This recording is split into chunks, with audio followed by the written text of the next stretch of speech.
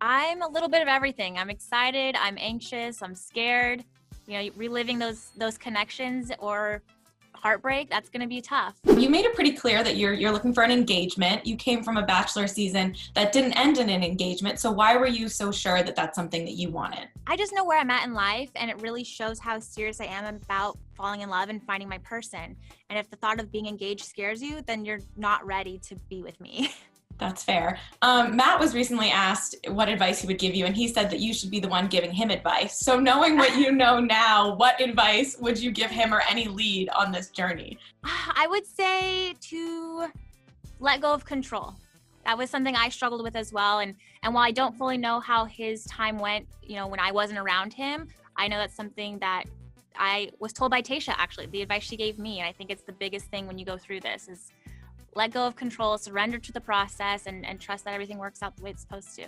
In the trailer, we see, you have a bit of a moment where you might be threatening to quit or walk away, or there's some drama. What can you tease for me about what's going to happen there, what you were feeling in that moment? I will say at that moment, I was at my lowest and really wanted to leave. And if it wasn't for the amazing women who have been bachelorettes before helping me navigate that, I probably would have. And so I'm so thankful for all of them. In the premiere, you really think that you're going to be on your own. Did you think there was going to be no host before Tayshia and Kaitlyn popped up? I thought maybe there'd be people helping with like dates, here and there, but I certainly did not expect to have both of them there with me the entire time. And so I think I was just like so overwhelmed. Like you see, I'm like crying of like relief and happiness and excitement to have them there to help me. What can you tell me about your reaction to Blake Moynes showing up? Did you know him at all before the show? Did you talk? Did you know who he was? I definitely knew who he was, which also Tayshia's ex-boyfriend, so that's weird. True.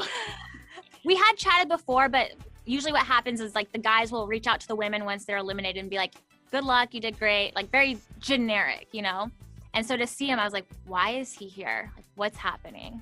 Obviously, we don't know what's going to happen, but, were you nervous to potentially invite him in if you do? Because you had relationships, I assume, forming with the other men. I mean, we have to see if that's even why he's there. Like I said, he's Tayshia's ex-boyfriend, so I don't know what's happening.